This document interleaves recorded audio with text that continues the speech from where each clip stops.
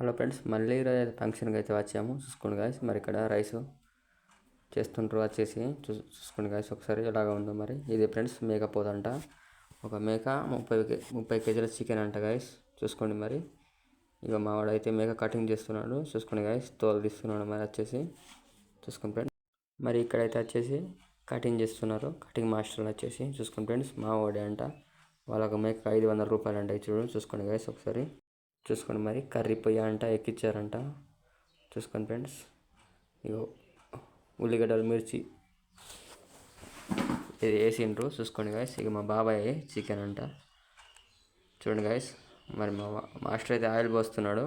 చూసుకోండి ఫ్రెండ్స్, చూసుకోండి గాయస్, ఇదైతే మటన్కి ఎక్కిస్తున్నారు. మరి చూడండి, ఇలా డ్రై ఫ్రై చేస్తున్నారు.